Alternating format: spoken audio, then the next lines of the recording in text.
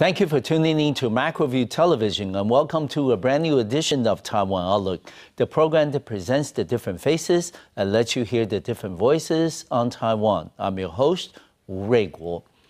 We all understand that the semiconductor industry has been a strength of Taiwan's economy for over 30 years. And today on the program, we're delighted to have a special guest who can review and project with us what the future holds for Taiwan's semiconductor industry and how can we stay competitive.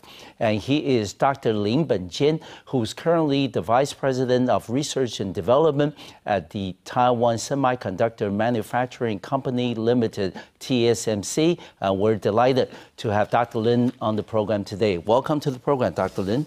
Hi, thank you. Hello. It's my pleasure to be here. Well, it's a pleasure to have you on the program. Yes. Okay. Yes. Great. We're going to start off today's program, Burn, by asking you a little bit about yourself. You were actually born in Vietnam, but you were schooled in Taiwan. Tell us a little bit about your upbringing, your growing up experience. Okay. Well, I was born in Vietnam. The reason I was born in Vietnam was because my parents were overseas Chinese. Oh, okay, good. Yeah, they were Cantonese, and they got married in Hong Kong, educated in Hong Kong, but there was a war, the Japanese war. So they seek a more peaceful place, so they went to Vietnam. Okay. So I was born there. Okay. Then I went through very typical Chinese education in Taiwan. In Vietnam. But that's Chinese-based education. Chinese-based, yeah. Okay. So it was like kindergarten, and then primary school, and middle school, and so forth. All right. Yeah. And you came to Taiwan when you were 17. Yeah. And then you attended the Hsinchu Senior High School in Hsinchu. And why did you settle in Hsinchu? Was it because of family reasons, or you have relatives there? And did you enjoy your years at the Hsinchu Senior High School? Okay. Well, actually, I had only 3 choices. Okay. See, I have to send this application form. Right. I believe it was sent to the overseas Qiao Wei Hui. All right. Yes. Either I think it's Qiao Wei Hui. Yes. So I have to apply for high school in Taiwan. 3 choices. All right. It was not on the form, but I was told by my classmates who did the same thing before. They said, you apply for these 3 schools. So Hsinchu, and Jianzhong, and Chenggong Zhongxue. Okay. All right. So I ended up in Hsinchu, and I think it was a very good choice, very good placement, because Hsinchu was a very well-rounded school. I got educated academically and also physically and musically and so forth. Okay. And after graduation, that you also went through university education in Taiwan. Yeah. And how did you enjoy that experience? That was also very positive. You see, the people who went to the university were all selected, were at about the same level of intelligence. Okay. So you got good company. Yes. Yeah. And then the people can, got along very well, and then you'll care about similar subjects and the similar things. And because back then, I would suppose Taiwan's economy was just about ready to take off. We're not yet at the stage that we could call ourselves an economic powerhouse, at least on the regional level. So back then, Taiwan was very different from Taiwan today. How much do you retain memory from those years? I retain very much, very much. All right. But actually, I miss what I remember. Those years. Yeah, All right. It was life was much simpler, and it was nice. It was nice. But you now also work in the in Hsinchu area because of TSMC. Yeah. And then is your family back here with you, or yes. Okay? And do they enjoy Hsinchu as much as you did? Okay. Well, let me first qualify my family. Oh, okay. All right. My family is my wife and I. Yes. Okay. My 2 kids were already grown up. They had their family and so forth in the U.S. Okay. Of course. So when I came over to TSMC, my wife just came with me because Taiwan was her home too. Oh, she grew up in Taiwan, and her parents. Originally from Vietnam as well? No. Oh, her parents were from, well, actually, my father-in-law worked for China Airlines. Oh, he was one of the founders of China Airline. Yeah. Okay. And before that, he was in the Air Force. He was a general in the Air Force. Oh, okay. Good. So they were enrooted here in Taiwan. Okay. Yeah. And given the fact that you have, spent, most of your schooling years in Taiwan, how do you then later on, when you went over to the States and, study at the, advanced education level, how do you compare the differences in educational system between those you experienced in Vietnam, in Taiwan, also in the U.S.? Okay. The education in Vietnam actually was very Chinese-oriented, I would put it that way, because we got a big community. We got 500,000 Chinese in the Chinatown there. Okay. So we had our own school, about 5 or 6 schools, all to the middle school level. Okay. And there were 3 that went to senior high. Okay. Okay. And also the curriculum and everything was very similar. Oh, similar to the ones in Taiwan? The one in Taiwan. Okay. Yeah. Okay, so I felt quite easy to adapt yes. to the Taiwan system because that's what I was doing anyway. Okay. The only difference is that what I did different than the other of my classmates or my contemporaries is that I took Chinese school in the afternoon and English high school in the morning. In the morning. Okay. At that time, Chinese school can only take half days because the Vietnamese government wouldn't allow us to have a full-time education. Okay. Right? So half time, so fine. Just happened that my father is the principal of a English middle school. Oh, okay. So it was natural for me to go to his school also. All right. Yeah. And given the fact that you have spent, significant amount of years in all 3 places, and which one would you regard as home to you? I don't know if it's a fair question, but, you have spent time in Vietnam, in Taiwan, and also in the U.S. Well, I think I have good memories in all 3 places. Okay. Okay. All right. But the Taiwan experience was very, very intense in the sense that actually I have written an article on my 1 year in Hsinchu. Oh, okay. Okay. Right. I think that article was read by quite many of my classmates, and they all like it. Okay. And I also learned that, Burn, when you were growing up in Vietnam, there was also, a period of, a lot of the Vietnamese were afraid of the, increasingly large Chinese population. We don't want to use the term xenophobia, but it's something similar to that effect. Did you find it difficult? You were a young boy at the time. Did you find it difficult, growing up in such, not so friendly environment sometimes? Of course, it's not as nice as in Taiwan. Yes, of course. Yeah, but I would say that it's not as terrible as some other countries. Okay. Okay. All right. We still have reasonable freedom to do things. But the thing that became harsh is that the first thing I mentioned is that the school, cannot continue in the Chinese way. We have to treat Chinese as a foreign language, and Vietnamese is a main language. Yes. In the sense that your math and your physics and your whatever history all had to be in Vietnamese. That would be tough because I don't know that much Vietnamese to be able to do those. All right. And do you still retain contact with people that you grew up with in Vietnam today? Some, okay. And do you get a chance to go back and visit them?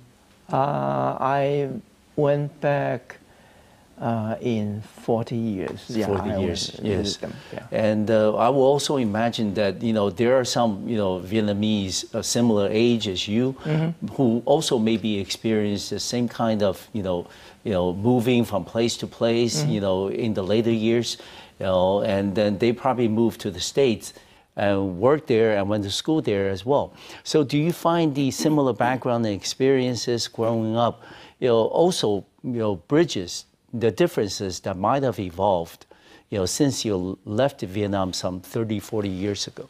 Then there are quite many people who have similar backgrounds than I. Yes. And they all did pretty well. Yes. Yeah. All right. Yeah. And then, I would suppose that some of them have returned to Vietnam because Vietnam today, is probably very different from what you remember.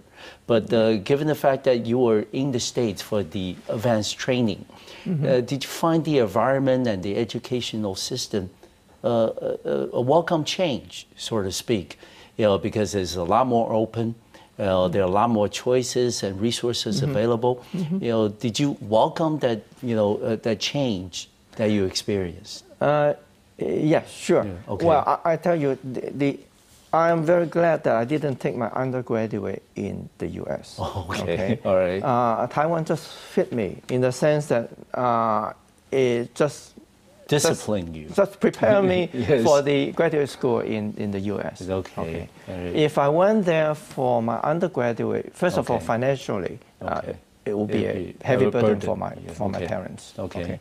And then, and I will be such a small kid going to a so unfamiliar country. Yes. That would be tough. Okay, all right. But anyway, after, the years that you spend in the U.S., you have come back to Taiwan, and then, we can talk a little bit about both your experiences in the U.S. and in Taiwan later on in the program. Okay. We need to take the first break on our program. We'll be right back. Welcome back to the second segment of today's program here on Taiwan Outlook. I'm your host, Ray Guo.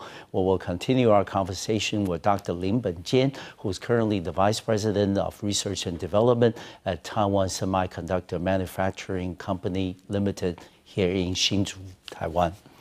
Burn, we were talking about your, experience, growing up, spending significant number of years each in Vietnam, Taiwan, and also in the U.S. And then you said that in the first part of the program that you were happy that you did not go pursue your undergraduate study in the U.S.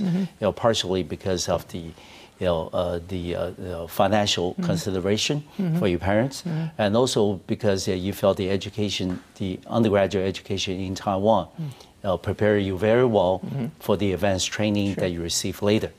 Can you tell us a little bit about your experience studying at the National Taiwan University in the Department of Electrical Engineering?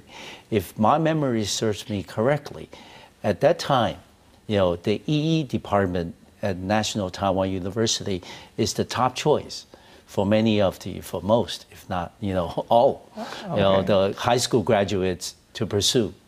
Yes or no? Yes or no? Okay. At that time, there are A and B, C groups, right? Yes. Yeah. At that time, the A group contains medical.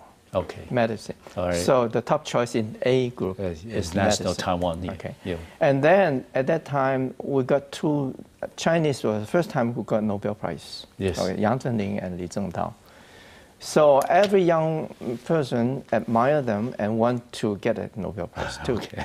Therefore, physics was the second highest choice. All right. Okay. Electrical engineering, at that time, as you mentioned, economy has not. And people didn't have the vision of that yet. So civil engineering was the third choice. Right. We were the fourth choice. You're very modest.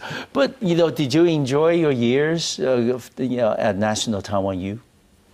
Yes, very much. Okay. Very much. All right. And were there, some Vietnamese students with a similar background as you? Okay. As I mentioned, I came here for the last year in high school. Yes. And then there was a friend from the same high school, but he graduated. Oh, okay. So when he knew that I was coming to electrical engineering, he found me, and he said, "Hey, we both are very good students. Yes. Okay. So why don't we study together? Okay. We should become good friends and study together." I said, "Good. Very welcome." Why not? Yes. Okay. So actually, we went to register, and our ID number at school was adjacent to each other. Okay. Good. And then we actually, when we study, we really help each other. Some parts he doesn't understand, some parts I don't understand. We had good exchanges. Okay. Yeah. So in the Taiwan years, I think the textbooks are very nice. We all use original textbook from the U.S. Good. And that sort of prepare us for using the textbook later in Ohio State. Okay. Yeah. When you went to Ohio State for your graduate degree, also in the Department of Electrical Engineering, did you enjoy that experience? You said the education you received in Taiwan prepared you well. In what area did the education in Taiwan really gave you that discipline? That you need to study and you need to finish the assignments that's being given to you by your professor. What aspect of the education in Taiwan you felt was most beneficial to you? I think those study habits and so forth were sort of already in me when I was in high school. Yeah. Okay. Well, in National Taiwan University, I enjoy the company of intelligent people. Okay. And competition with them. Yeah. Okay. And I also enjoy doing some naughty things. Okay, of course. As my classmates. The smarter people often do. Okay. And for example, like sometimes if we don't like this teacher, we will go to the library to study. Instead of, study the same part of the lecture, instead of listening to him. And then sometimes the teacher get pretty upset and he would call the roll. Right? And we had people who were guarding that and would tell us quickly and we all show up. So he always had a very large class when he of course, does that. By the time it gets to you, you're already back in the classroom. Already back in the classroom. All right. Well, in retrospect, what do you think is the respective influence in terms of education that has had the most impact on you? Was it the experience in Vietnam, in Taiwan, or in the U.S., or is it a combination of all three of them? I think there's a combination. All right. In Taiwan, actually, what I enjoy most is the variety of, for example, I'm a Christian, so I go to the church next to the university, and I enjoy, going to fellowships and so forth with the people there. So with my classmates, also, we have fun together and we study together and so forth. That was very enjoyable. And the campus is pretty nice. Yes. Well, even the meals, the meals at that time I remember is 5 NTs and you get a pretty decent meal. Yes. And one meal that was the head of the Changyu, I don't know how you say in English. It was this big. All right. Now, 50 years after when I came back to Taiwan, I can never buy a Changyu toast this big. All right. At 500 NT, I you cannot. Yes. How times have changed. Let's next, Burn, talk about your experience working at IBM. Of course, upon graduation from Ohio State, you joined IBM as one of the leading companies, high-tech companies in the world at the time. What was the experience like? People say it's a huge elephant. I mean, being a part of a huge elephant, how did you find the right position, the most suitable position for yourself? Well, I went to IBM by accident. Really? Yeah. For the reason that actually I was in electrical engineering and I specialized in electromagnetics, as well as modern optics, holography and all those good stuff. So my goal was to go to an optical company. All right. I didn't realize that IBM can use optics. People of your skills. Yes. So when I went there, my skill in EM wave and also in modern optics actually equipped me very well for what I didn't know, the imaging in semiconductor. Okay. All right. And one thing after the other, I gradually moved from optical design, okay, to semiconductor technology. Good. Okay. All right. And since most people in semiconductor technology didn't have an EM wave background, that suited me very well. Yeah. It helped me understand a lot of basic issues and improve the imaging. Okay, good. And after working for IBM for 22 years, that's a long time, and then you decided to come back to Taiwan to join TSMC. Okay. What were some of the factors and considerations in your decision making? Okay. First of all, after 22 years, I spent another 8 years in the U.S. In the U.S., okay. I founded my company. Good. Okay, All and right. the name, I definitely have to mention it. The name is Linnovation. It's innovation with an L in front. Okay. It's a little bit like Linsanity. Yes. Right? So Linnovation. I started a company and I was developing software and other things related to lithography. Okay. So on the 8th year, one of my competitors was merged by a huge company. Okay. Okay. All right. So I felt so hopeless. Yes, it becomes a huge I have to giant. Fight a giant. Yes. I have to fight a giant. So at that time, TSMC called me. Okay. TSMC called me and asked whether I want to interview with them. Well, I actually knew TSMC because TSMC was one of my customers. Okay. I had a company that's so part of. So I thought TSMC is a decent company. Yes. Okay, probably a very, very desirable company in Taiwan. Yes. Okay, very promising also. So I came to Taiwan to talk to them, and I found that it was a very good fit. Okay. Good. They have the need, and I have the skills. What they need. Okay. And coming back, work for TSMC. How many years has it been since coming back to Taiwan this time? Oh, it's 15 years. 15 years. Yeah. Okay. And how do you think the TSMC itself has changed over the years, and how have you changed as part of the TSMC over the years? Okay. Yes. Yeah. See, when I came to TSMC, the entire R&D function consists of 600 people. 600 people. All right. How many today? It's over 4,000. Okay. And at that time, I came to lead a division of 50 people. Okay.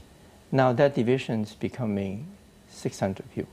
Okay, all right. Almost, more than 10 times. Yeah. Yes. And of course, the revenue, I think, at that time, it was in the single-digit billions, maybe a few billions. Yes. Now our revenue is in the 30 billion region. It's quite different. Yes.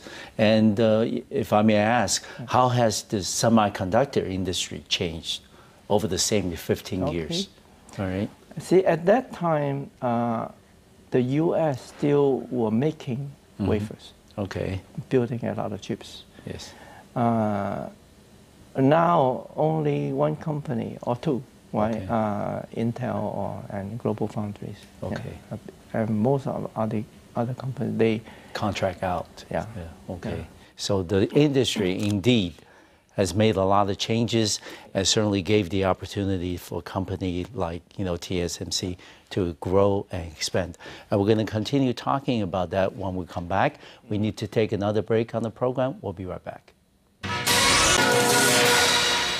Welcome back to this part of the program here on today's Taiwan Outlook. I'm your host, Wu Ruiguo, where we'll continue our conversation with Dr. Lin Burn-Jeng, who is currently the Vice President of Research and Development at the Taiwan Semiconductor Manufacturing Company Limited here in Hsinchu, Taiwan. Dr. Lin, there was a huge honor bestowed upon you in the year 2014 when you were selected to the Academic Sinica as the first one from the business community. Please share with us, the feelings going through your mind when you heard about the honor, please. Okay. Well, I think that's definitely an honor. Yeah. Definitely an honor. Okay. I felt similarly as in 2008 when I became a member of the U.S. National Academy of Engineering. Okay. Right. Okay. I think the ratio of people selected was about the same. All right. Out of maybe 20,000 people in Taiwan, something like that. Yeah. Less than a few percentage. Yeah. Yeah. So, well, I was also surprised because when I became a member of National Academy of Engineering, there was a big fanfare in getting the award and so forth. But afterwards, there was no national press or anything. Okay. Right. So in Taiwan, it was different. You know, there are so many reporters and so forth, and it was showing up in every newspaper. Yes. Okay. So very exposed. Yes. I feel like now I'm a fish swimming in a fishbowl. Very transparent fishbowl. Yes. Yeah. Okay. It's a very happy event. Now, some people ask me, how do you prepare for it? Yeah. Actually, I didn't have a plan. I didn't set up a goal that step 1, step 2, or whatever. You want to get in? No. All I did was I made sure that I was doing a good job that was useful for my company and useful for the technology world. Okay. And those things, they fall in as a byproduct. Okay. I think. Yes. All right. And what was the reaction from your colleagues at work and also from your family when they heard about this news? Wow. Because, like you said, it's a big deal in Taiwan. Yes. Yeah, I was overwhelmed. I mean, all of a sudden, friends call me. Yeah. Okay, and congratulate me. One of the friends actually was my roommate in OSU. Okay. Ohio State. Yeah, Ohio State. And he got word and he called me. And he was one of the very first people who called me. And another very first person who called me was a professor in a seminary, in a theological seminary.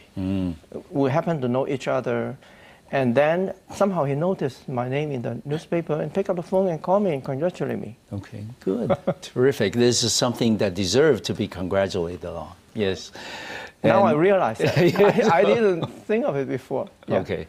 And Burn, we said that the industry, the semiconductor industry, has changed, you know, in the last 30, 40 years. Very different from the days when you're working for IBM and also from the time when you first came back to Taiwan for Tsmc.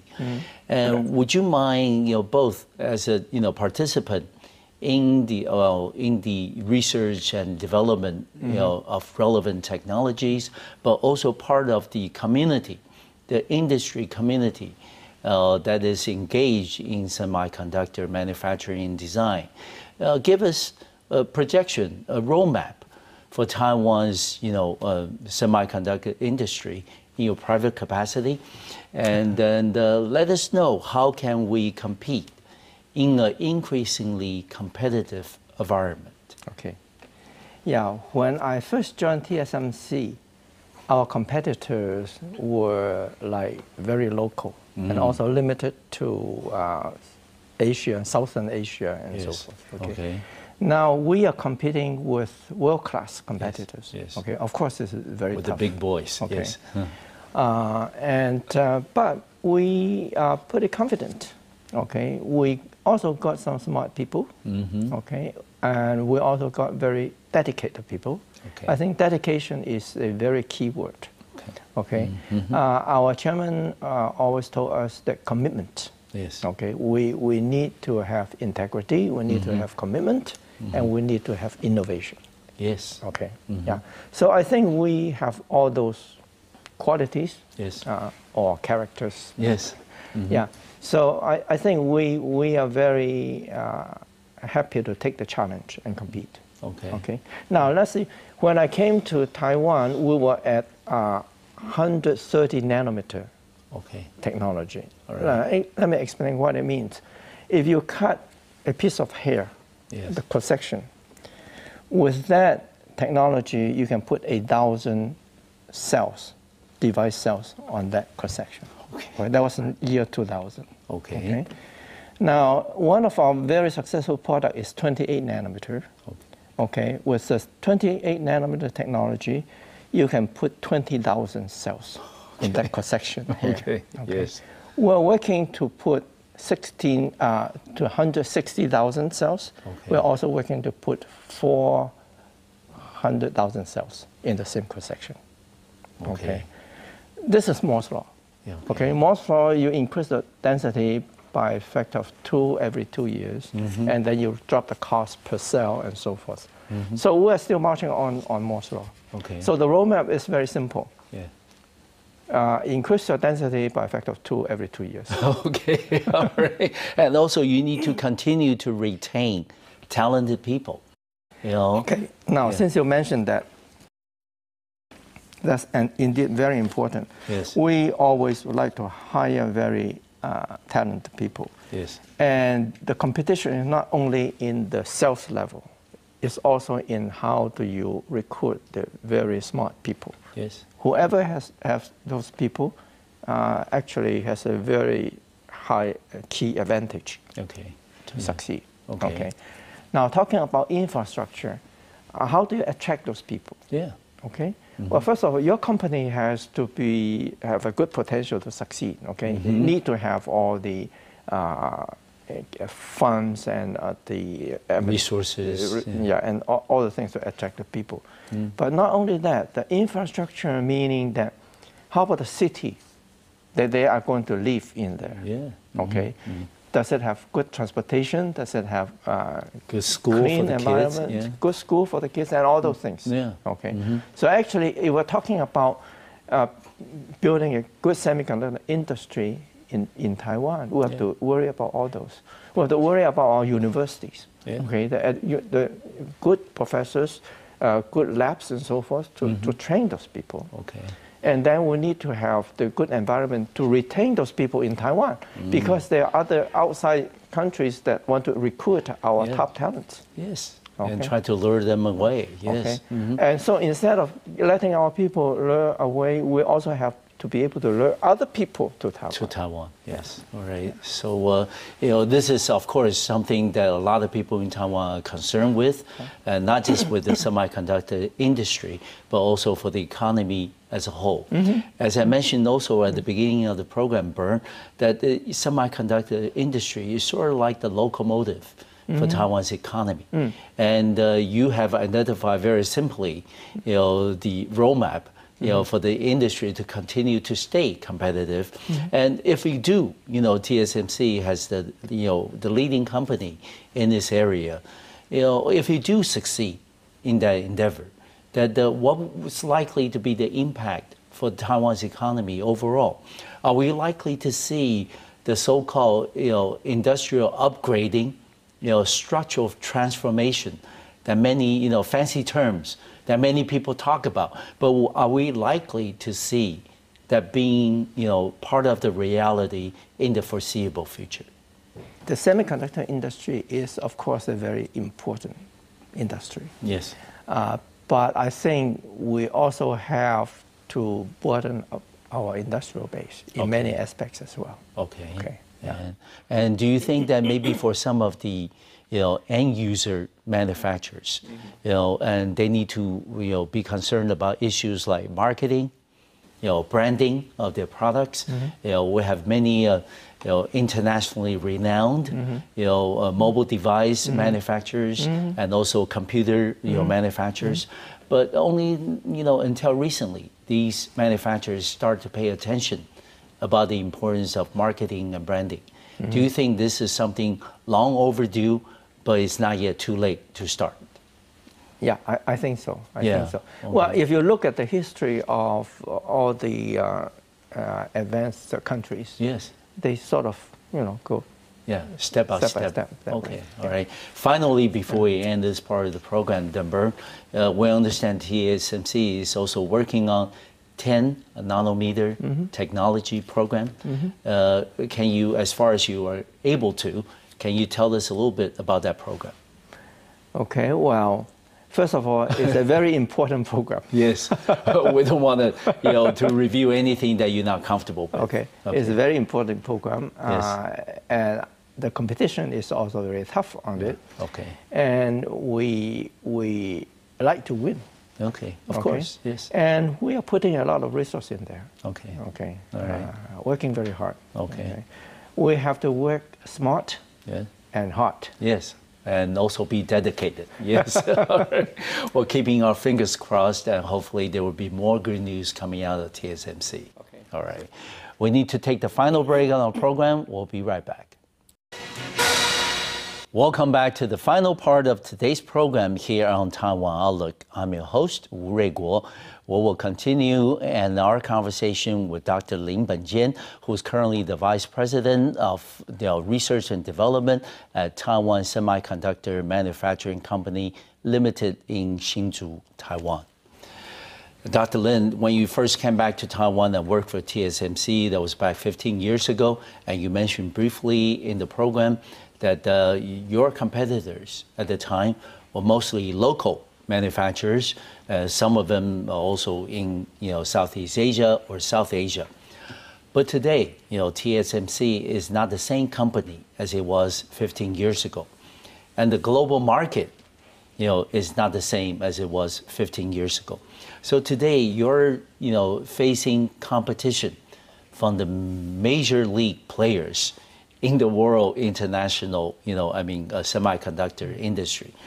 People like the Samsungs of the world, like Intels of the world. Would you mind giving us an overall, sketch of how the global international semiconductor market is today, please? Okay.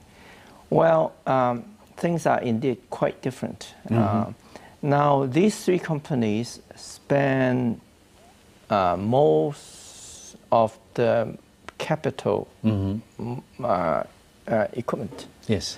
We almost have to pay. We are the major companies who pay a lot for capitals. Yes. Yeah. For especially in R&D area. Yeah. Yes. Yeah. And we're talking about billions of dollars. Yeah. For each company. Okay. Yeah. But the three companies in terms of investment for R&D, are we all looking in the same direction, or is it somebody setting the tone? Is it something? Is it being dictated by the world market conditions? Well, eventually the product has to be sold to some customers. Yeah. Okay. So the customer sets the tone. Okay. All right. And we have to enable them in the sense that the customer have to improve the product, also following the cycle of Moore's law. Okay. Right. So we make the product more powerful. Okay, and smaller, easier, lighter, and cheaper, and so forth. Yeah, and that gives them the capability to move to their new products. Oh, okay. And that can attract their customers to buy those products. Yes, terrific. Okay. Yeah. All right. And would you mind giving us, in your private capacity, what is TSMC's strength vis-a-vis these international competitors? Okay. Well, that's one clear difference is that TSMC is a pure play foundry. Okay. Okay, let me explain. Pure play foundry means that we build the products to the need of our customers. Okay. And we don't build competing product with them. We don't compete with our customers. Okay. Okay. I think that's a major difference. Okay. Okay. Of course. Now, it doesn't mean that we don't help competitors. They are competing customers, right? We have to be able to handle their information confidentially. Of course. Okay. Without leaking the secret to each other. Yes. We do that very well. Yes. We'll do that very well. But we don't compete with our customers. No. We don't take the knowledge from them and build things to compete with our customers. Okay, yeah. And another issue a lot of people are concerned, in Taiwan is regarding the retention of talent, which is something that we have already discussed briefly. But we don't, you can't say that we have a brain drain issue, not yet in Taiwan. But certainly we are losing some of the top talents today, not only in semiconductor, but also in other areas as well. Because we have other economies growing and expanding, that certainly need, more capable, smarter people, to be part of that process. And what is the strategy for TSMC to try to retain the talent, that it needs to stay competitive? You have mentioned about the overall environment, not just the workplace, but also the school, the surrounding environment. What is the overall strategy, if you can share with us? Okay, first of all, we'll have to make our job attractive and interesting. Yeah. Okay. Well, it can be challenging. Yeah. Challenging can be also attractive. We also have to engage with the potential employees or maybe good students early on. Okay. And also we have to set our eye on the international scene. Yes. In the sense to know our competition on those talents, and also in the sense that we want to compete to get global talents to Taiwan as well. Okay, so you guys want to make it at least a two-way traffic. Yeah. Maybe in the process, the semiconductor industry can, will lose some local talent, but we'll also want to make sure that we can attract. And in the sense that TSMC is now the world-class company, a lot of people, around the world would like to come to TSMC and work. But I would suppose that there are some who have thought about TSMC, thought about coming to Taiwan and work, but in the end decided against it. What were some of the reasons they gave you?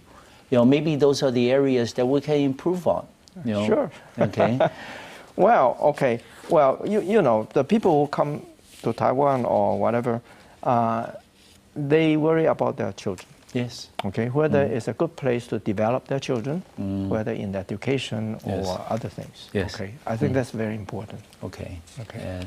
And is this, one area that, for example, our local government or the central government are aware of? Because, for example, you talk about Hsinchu, there is the experimental high school. There, they have a bilingual program there as well.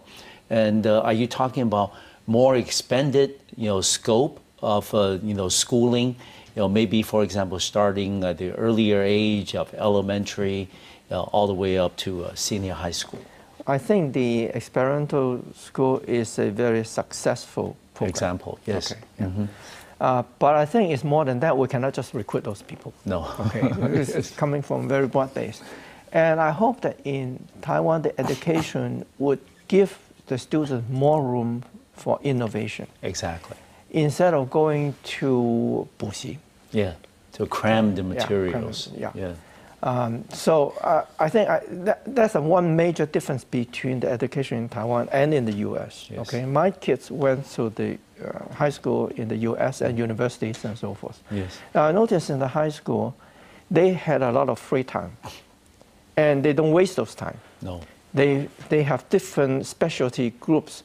Like musical groups or debating groups and maybe chess club or astronomy and sports and whatever.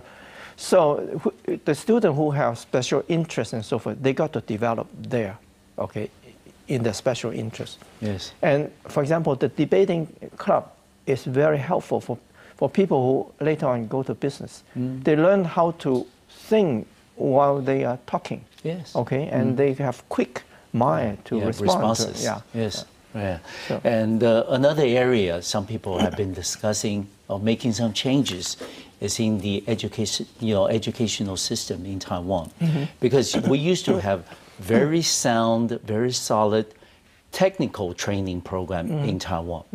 But over the last 10 years or so, there's been the shift in emphasis onto university training, where, 10 years later, we may see a lot of college graduates that are simply not what the industry is looking for. So do you think that maybe in the future, there can be closer cooperation between the government, also at the central and, the local levels, and also with the schools, with the parents, and also with the industry, and make sure that we produce the kind of talent, the kind of skilled personnel that the industry needs, so we don't need to, necessarily let the fresh graduates go through the training process again. So what do you think? Yeah, I think, yes, the government can spend time and energy to educate the parents. Yes. Okay, who happen to be also voters. Yes, okay, yes.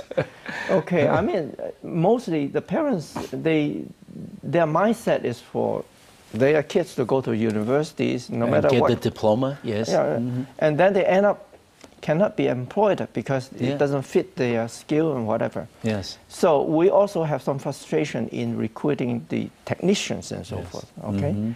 Well, that goes not only for the semiconductor industry. It goes for your plumber, to your builders. Yes. Okay. And those people have to be trained, and they are special people who are very good at that. Yeah. But they are all forced by their parents to go to university. Yes, exactly. So hopefully, you know, maybe we can see a closer correlation between efforts by government, you know, and also, you know, with the parents, and also with the industry, that the three sides can have a win-win-win situation. Yeah. Yes. And finally, I'm going to ask you, Burn, is regarding the outlook for the semiconductor industry in the year 2015 and beyond. Are we likely to see the industry continue its expansion mode, or are we likely to see, barring something unforeseen, of course, but are we likely to see the, you know, just the global market stabilizes? Well, I think the world is very innovative, especially the younger generation. Yes. Okay. So they have their needs to buy things. They also have innovation to generate the things to meet their need. Okay. So that is a self-driving self-fulfilling prophecy. Whatever. Yes. Okay. So I think the world is going to go on and grow in everything, especially in semiconductor. Okay. Now, semiconductor doesn't mean that you always build a better chip. Okay. No. But you may be able to do a lot of things with the same chip, and you may be able to have very innovative software and things like groundbreaking application. Okay. And then people may have some brand new ideas to have completely new semiconductors. Yes. Okay. Or completely new, no longer semiconductor. It's something that will do the calculation and will do all the fancy things for you. Okay. Okay. All right, good. Certainly being a pleasure to have you on the program today, Dr. Lin. Want to wish you all the best in the future professional and personal endeavors. Thank you very much. Well, thank you. All right. Thank you for watching our program today. I'll see you next time on MacroView Television. Thank you.